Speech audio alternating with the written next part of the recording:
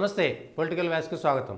మనం ఇప్పటి వరకు తల్లి తండ్రులు లేకపోతే తండ్రి కొడుకు అల్లుడు ఇట్లా అనేకమైనటువంటి పార్టీలను చూసినాం. ప్రాంతీయ పార్టీలలో జాతీయ పార్టీలో కూడా వరుసగా వారసత్వం చూస్తున్నాం.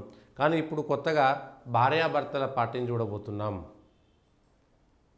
భారతదేశంలో లోక్పాల్ బిల్లు కోసం ఢిల్లీలో నిర్భయ కేసు విషయంలో ప్రత్యేకమైనటువంటి ఉద్యమాలు చేసి దేశవ్యాప్తంగా అందరి దృష్టిని ఆకర్షించి ఏదో ప్రత్యామ్నాయమైనటువంటి రాజకీయాలు తీసుకొస్తా అని చెప్పినటువంటి ఒక పోరాటం ద్వారా ఆమ్ ఆద్మీ పార్టీ ఉద్భవించింది. వాళ్ళు అదే ఆమ్ ఆద్మీ పార్టీ ప్రజల కోసం చేస్తామన్న పార్టీ ఏకంగా ఒక దొంగసారా లిక్కర్ కేసులో ముఖ్యమంత్రిగా అరవింద్ కేజ్రీవాల్ జైల్లో ఉండడం అనేటువంటిది చాలా జుగుప్సాకరమైనటువంటి విషయం. ఎందుకంటే అందరికీ ప్రత్యామ్నాయ పాఠాలు చెప్పి నీతుల గురించి లేకపోతే అవినీతి వ్యతిరేకంగా ఉద్యమాలు చేసి అనేకమైనటువంటి నీతి పాఠాలు బోధించినటువంటి వ్యక్తి అరవింద్ కేజ్రీవాల్. ఇవాళ ఆయనే అవినీతి చేసి పీకల్లోతు కష్టాల్లో జైల్లో ఉన్నారు. జైల్లో ఉండగా కూడా ముఖ్యమంత్రి పదవిని వదిలిపెట్టకుండా అంటి పెట్టుకున్నటువంటి వ్యక్తిగా చరిత్రలో నిలిచిపోతారు. అయితే ఇది ఫక్తు రాజకీయ నాయకుడు మిగిలినటువంటి పార్టీలో చేస్తే ఒక అంశం. కానీ ఆమ్ ఆద్మీ పార్టీలో ఉంటూ అరవింద్ కేజ్రీవాల్ తన ముఖ్యమంత్రి పీఠాన్ని జైల్లో ఉండగా కూడా అనుభవిస్తున్నటువంటి వ్యక్తి. అయితే ఇదంతా ఒక పార్ట్. ఇప్పుడు హర్యానాలో ఎన్నికలు జరుగుతున్నాయి. నిన్నటిదాకా కాంగ్రెస్తో చిట్టాపట్టాలు వేసుకున్నారు.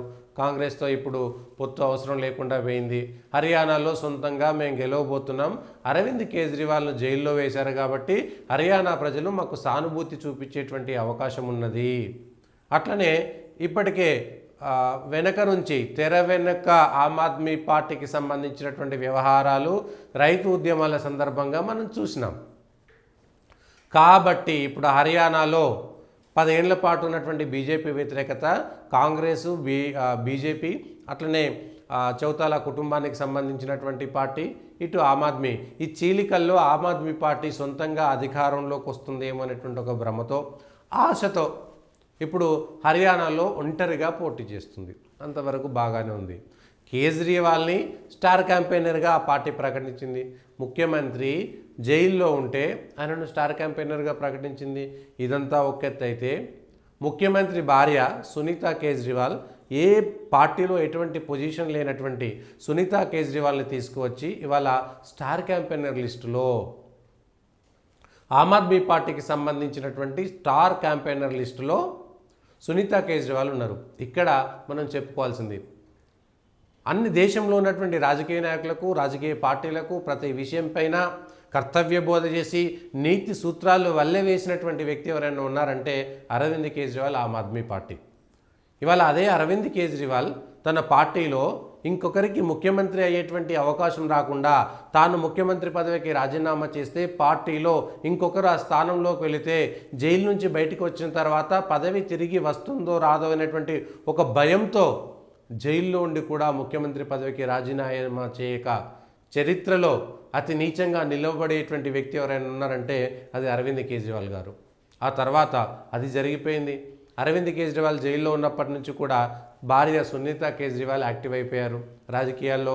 అంబేద్కర్ జయంతి రోజు మిగిలిన రోజు వీడియోలు తీసుకొచ్చి బయటికి వేసి మిగిలినటువంటి నాయకులను కలవడం, హేమంత్ సోరెన్ భార్యను కలవడము, కాంగ్రెస్ నాయకులను కలవడము. సహజంగా తన భర్త జైల్లో ఉంటే వీళ్ళు వచ్చి అక్కడ మామూలుగా మర్యాద ప్రకారం మాట్లాడడం అయితే ఒక అంశం. కానీ రాజకీయ అంశాలను మాట్లాడము, ఒకవేళ అరవింద్ కేజ్రీవాల్ రాజీనామా చేస్తే సునీత కేజ్రీవాల్కి ముఖ్యమంత్రి పదవి ఇవ్వాలనేటువంటి ఒక ప్రయత్నం జరిగింది. అయితే దాంట్లో తిరుగుబాటు వచ్చేటువంటి అవకాశం ఉన్న నేపథ్యంలో అరవింద్ కేజ్రీవాల్ ఇటు సునీత కేజ్రీవాల్కి ఇవ్వలేక తను రాజీనామా చేయలేక పార్టీలో తను అట్టి పెట్టుకున్నాడు ఆ పదవిని. ఇప్పుడు హర్యానాకు సంబంధించినటువంటి ఎన్నికలకు స్టార్ క్యాంపెయినర్ల 40 మంది లిస్టులో మనీష్ సిసోడియా జైలుకు పోయి బయట వచ్చున్నాడు. అరవింద్ కేజ్రీవాల్ జైల్లో ఉన్నాడు. జైలుకు పోయి వచ్చినటువంటి సంజయ్ సింగ్ కానీ మిగిలినటువంటి వాళ్ళు కూడా ఆ లిస్టులో ఉన్నారు. అయితే సునీత కేజ్రీవాల్ అంటే ఇప్పుడు ఆమ్ ఆద్మీ పార్టీ భార్యాభర్తలకు సంబంధించినటువంటి పార్టీయా?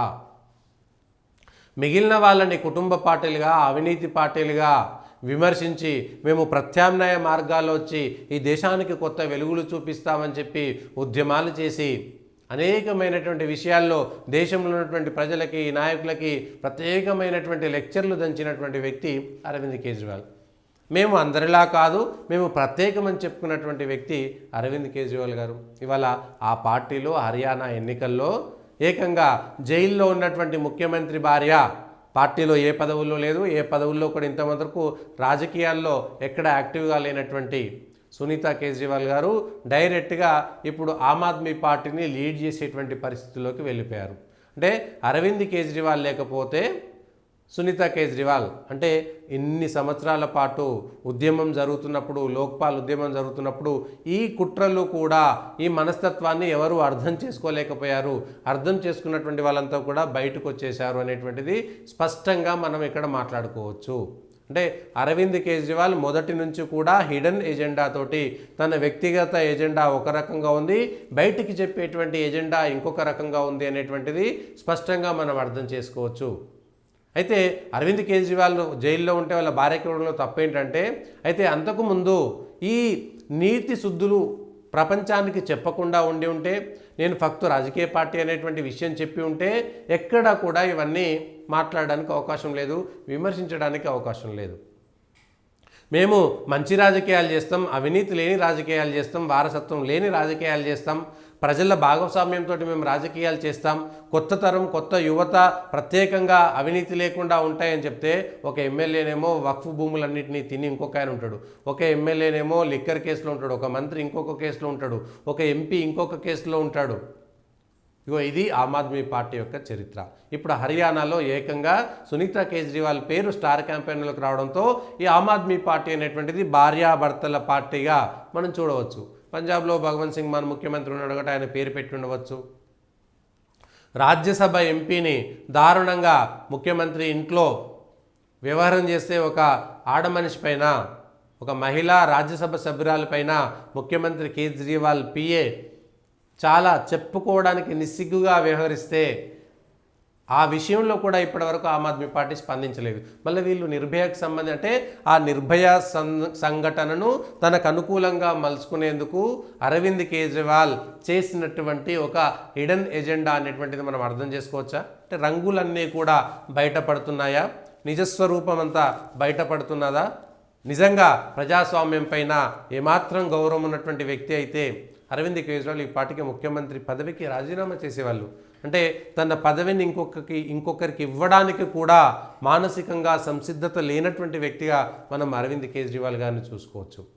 అయితే మిగిలినటువంటి ప్రాంతీయ పార్టీల్లో కేసీఆర్ వాళ్ళ కుటుంబమో, ములాయం సింగ్ యాదవ్ వాళ్ళ కుటుంబమో, లేదంటే లాలా యాదవ్ అతనైనా సరే బీహార్లో తన కొడుకు తేజస్వి యాదవ్కి ఇవ్వడమో, లాలూ ప్రసాద్ యాదవ్, ఇట్లా ఎవరైనా సరే ఆయా ప్రాంతీయ పార్టీలు తమ వారసత్వాన్ని ప్రకటించుకోవడంలో, కాంగ్రెస్లో అయితే వరుసగా గాంధీ కుటుంబం యొక్క పార్టీ అనేటువంటి స్పష్టంగా తెలిసిపోతుంది. కానీ అరవింద్ కేజ్రీవాల్ మేము ప్రత్యేకమైనటువంటి పార్టీ, మేము కొత్త తరహా రాజకీయాలు చేయబోతున్నాము, ప్రజల యొక్క భాగస్వామ్యం ఉంటుంది, ఇందులో ఏ ఒక్క కుటుంబం పెత్తనం ఉండదు, నేను అసలు పోటీ చేయను అన్నటువంటి వ్యక్తి ఏకంగా పోటీ చేశాడు. నాకు పదవులు వద్దన్నటువంటి వ్యక్తి తను ముఖ్యమంత్రి పదవి తీసుకున్నాడు. నేను ఏది ఎక్కడ కూడా ఆర్భాటాలకు పోను అన్నటువంటి వ్యక్తి తన సొంత ఇల్లు ఏది ముఖ్యమంత్రికి ఇచ్చేటువంటి ఇల్లును బాగు చేయించుకోవడం కోసం 40 కోట్ల రూపాయలు వెచ్చించినటువంటి వ్యక్తి, అవినీతి చేయను అన్నటువంటి వ్యక్తి, డబ్బుల కోసం కకృతిపడి ఏకంగా సారా పాలసీ మార్చినటువంటి వ్యక్తి అరవింద్ కేజ్రీవాల్ ఇవాళ తన భార్యకు స్టార్ క్యాంపెయినర్ ఇప్పించుకోవడంలో పెద్దగా అతిశయోక్తి కానీ దాని గురించి చర్చించుకునేటువంటి గొప్ప నాయకత్వం కూడా లేదు అనేటువంటిది స్పష్టంగా మనకు రూఢి అవుతున్నది. ఆయన భార్యకు స్టార్ క్యాంపెయినర్ ఇవ్వడం అనేటువంటిది పెద్ద విషయం కాదు, ఇది సాధారణ విషయంగానే కనబడుతుంది అని మనకు స్పష్టంగా అర్థమవుతున్నది. ఇది హర్యానాకు సంబంధించినటువంటి రాజకీయంలో ప్రత్యేకమైనటువంటి పార్టీ అని చెప్పుకునేటువంటి ఆమ్ ఆద్మీ పార్టీ యొక్క ఆ పార్టీ నాయకుడు అరవింద్ కేజ్రీవాల్ యొక్క నిజస్వరూపం.